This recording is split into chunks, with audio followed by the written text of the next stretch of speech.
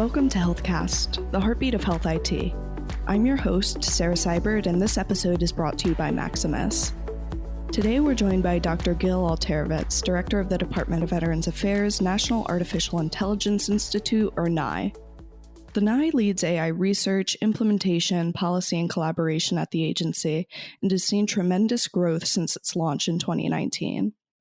The NAI builds partnerships across government, industry, and the research community, and leverages data to build in deep learning, trustworthy AI, multi-scale AI analysis, and more. Alterovitz will dive into the history and progress of the NAI and discuss some of the noteworthy policies and projects his unit is focusing on, like VA's AI strategy, Blueprint for AI Bill of Rights, and the National AI Network. Without further ado, I'll turn it over to Dr. Alterovitz, who will tell us a bit more about NAI's founding and history. Thank you so much for joining me today, Dr. Alterovitz. Well, thank you for having us. It's great to be here as well. Yeah, to kick off the episode, I'd like to dive into NAI's background. Could you tell us a bit about its founding and what are some of your greatest achievements since its launch in 2019?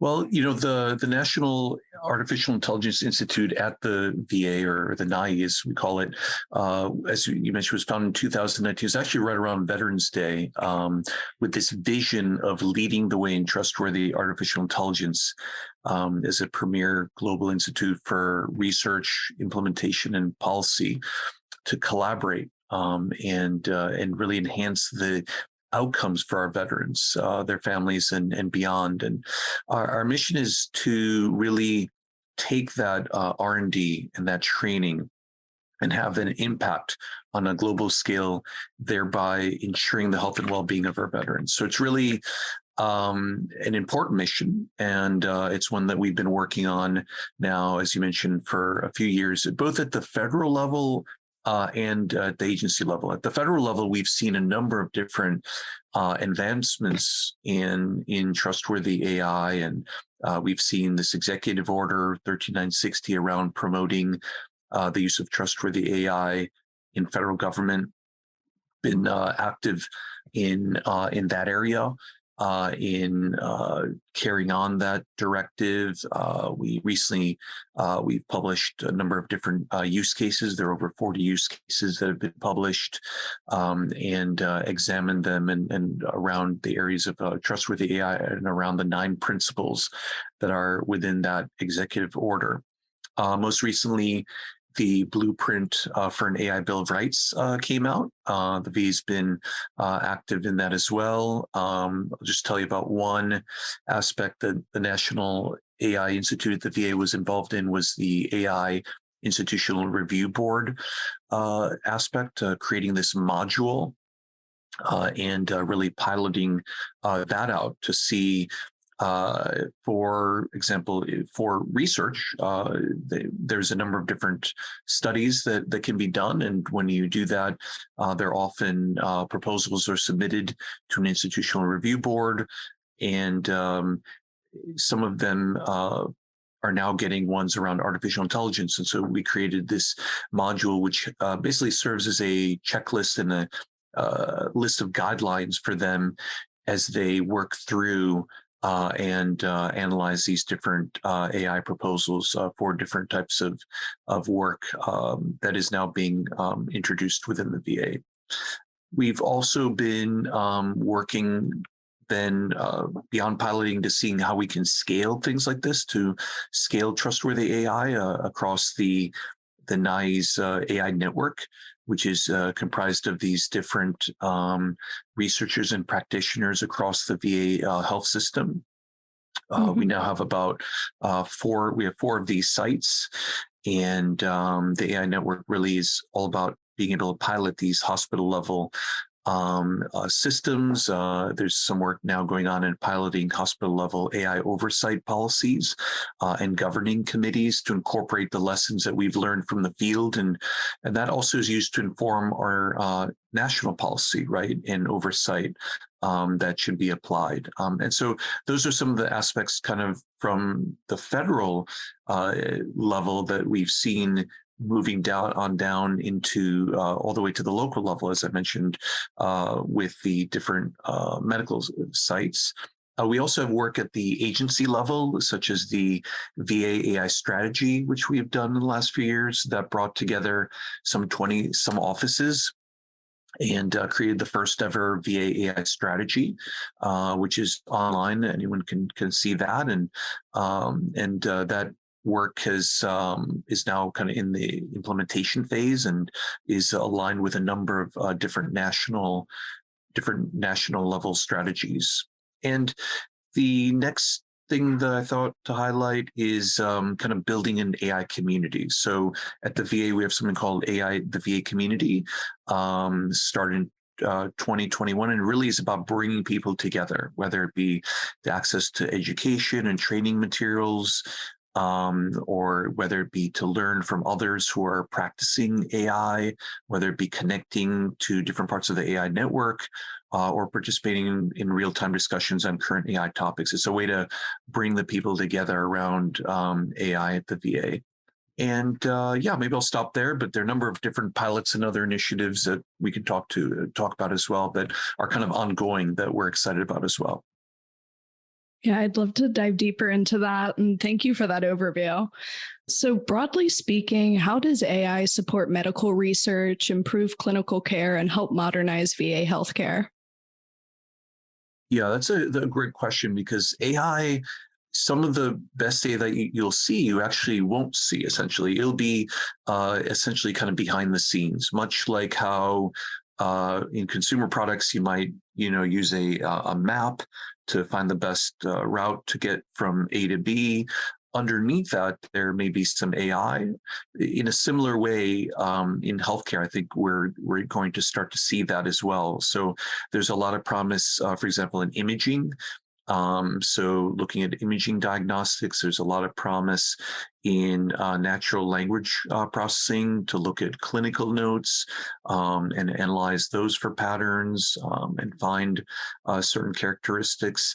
There's a lot of potential in areas that support the healthcare but are not related directly to the healthcare delivery itself, such as around what you might call productivity and business operation type of software that may increase efficiency, whether it be processing and automation of forms, kind of identifying handwriting and changing that into text, to listening to audio and converting that into text. So speech recognition. There's a number of different AI applications that essentially are able to support the overall enterprise, but then really are leverageable in the healthcare space because you have a lot of different forms that are often filled out. You have different needs to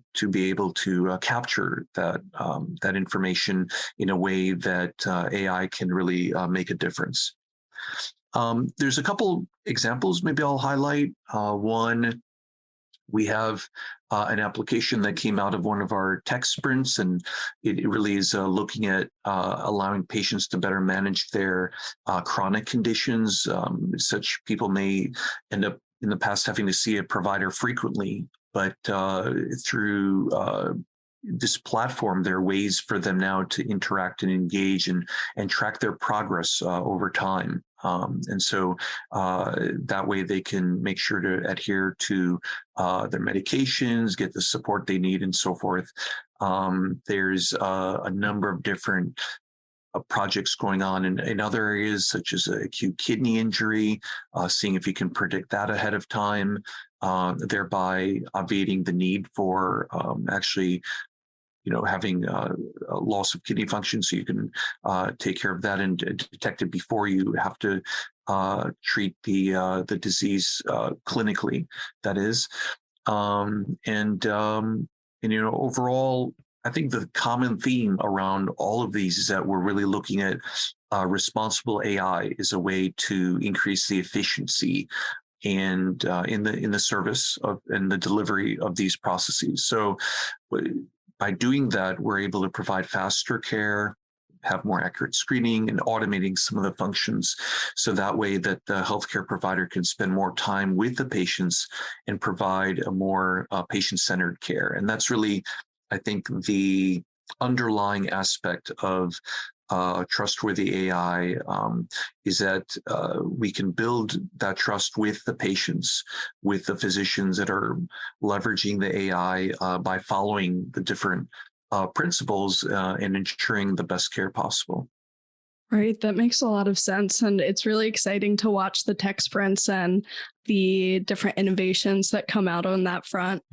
So outside of NIA itself, how have other departments and regional healthcare networks begun exploring their own application of AI toward medical care?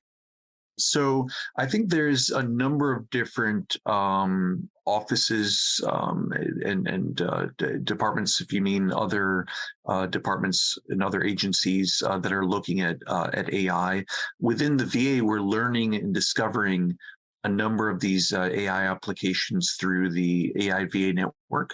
So people can really discover, talk, and learn about other use cases that exist. As part of the Executive Order 13960, what we did is we did an inventory of the different use cases, and which is now published online. And that was essentially a discovery process where we learned about a number of different projects that are going on across different medical centers, across different offices.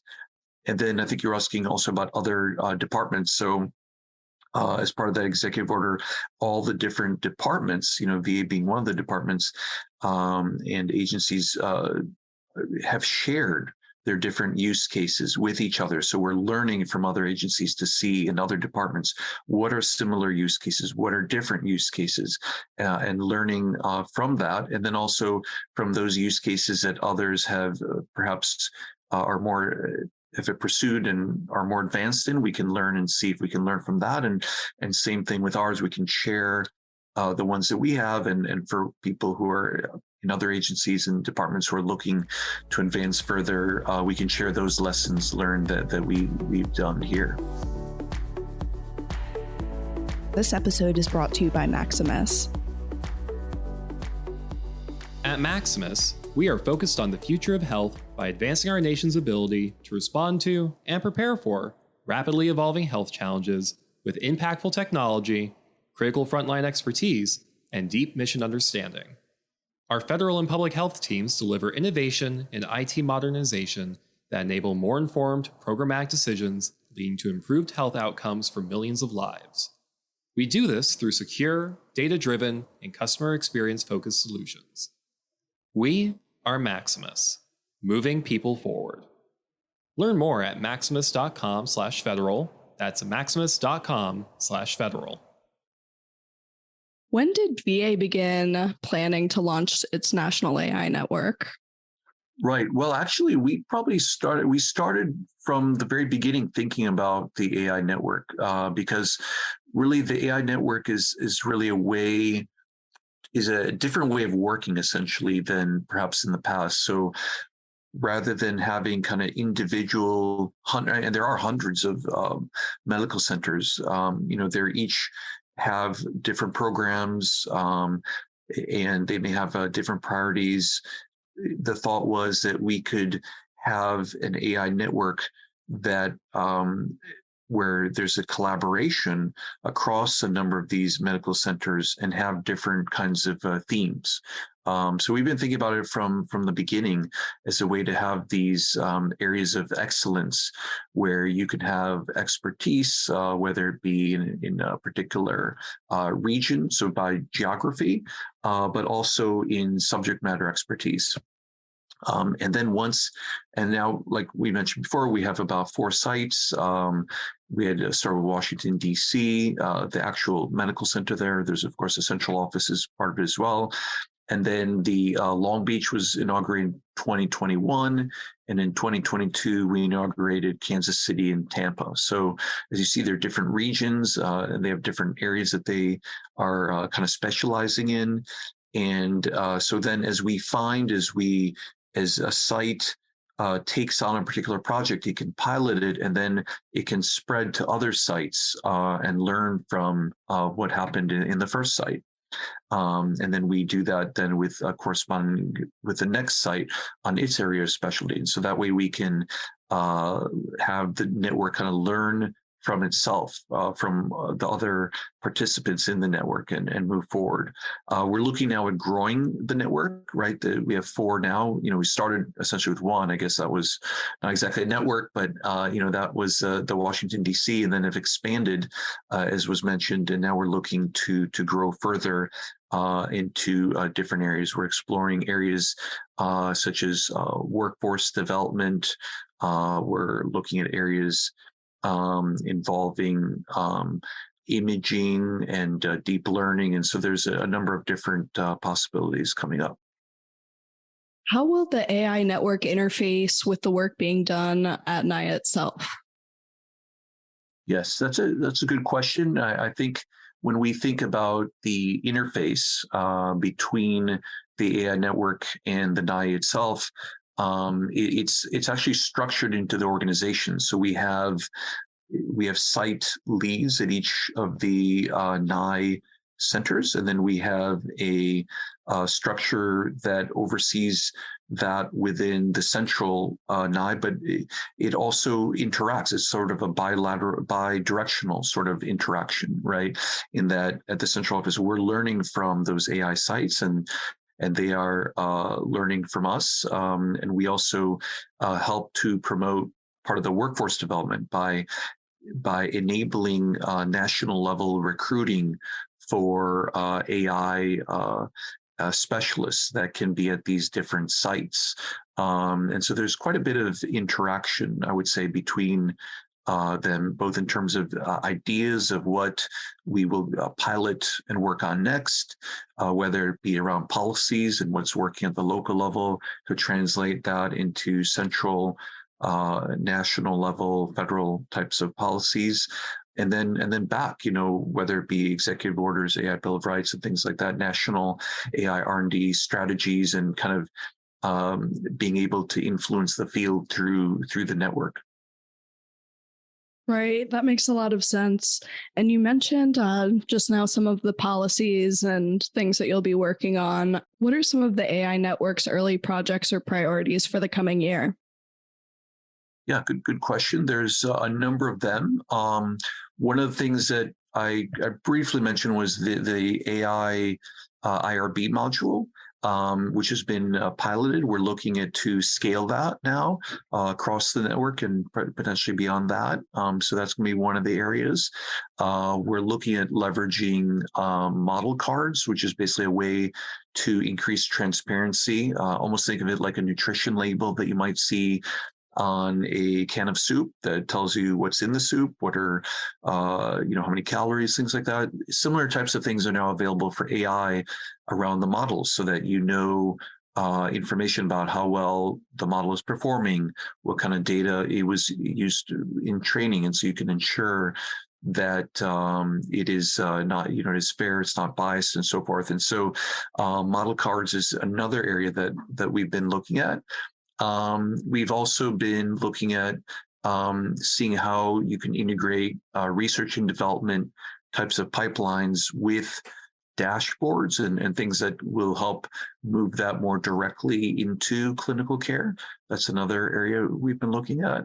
And then finally, in terms of the projects that I mentioned before, there are ones where you end up, let's say, seeing a patient many times, because of chronic conditions. So there's certain types of projects like that that are really suitable for AI, because you'll have information coming in over time, and you'll have different pieces of information and sources which may not be aware of each other. And so AI can help create an integrative kind of view for that information and interact with the different components to give you a holistic picture. That's great to hear. I love the idea of a list of ingredients. I'll definitely be keeping an eye out on how those different projects come together. So before we wrap up the episode, is there anything you'd like to add? I think that what we would want to note is that we're really right now really just at the very beginning in some sense, right? The first couple of years was really about building that core infrastructure, building the workforce for the NIE, building the structures such as around the AI networks and the locations and the sites. And so I think a lot of the exciting things are just now around the corner, right? In terms of being able to leverage that AI network that we've been building, being able to really utilize that workforce. Essentially, that workforce, our personnel are our greatest asset in some way. It's a lot of capability there that we're seeking to grow, both within our team and the VA as a whole, and working with the different federal partners. So I think there's just a lot of opportunities. I think almost every day we hear about AI in the news across a number of different successes that come up. At the same time, we need to be mindful and ensure that there is trust with the AI, because there's so much potential around AI, and we want to ensure that that the AI that we leverage is fair. It doesn't introduce any biases, and that it's safe and effective for the uses that we're leveraging it for. And so that's why trustworthy AI has been a large priority for us, and is continuing and will continue to be a large priority going forward. Yeah, that's a great list of goals, and I'm looking forward to watch how you leverage your progress and continue to grow. So thank you so much for joining me today. It's been great to learn more about your work, and maybe we can touch base in the future, 2023, when those different projects start to come together. Great. Thank you very much for having me, Sarah. It's been great to be on the show, and we're looking forward to having some successes, and then we'll report back. So looking forward. Thank you. Awesome. Thank you so much. Thank you for tuning in. If you enjoyed the show, please subscribe on your favorite podcast app or listen to more at GovCIOmedia.com. Until next time.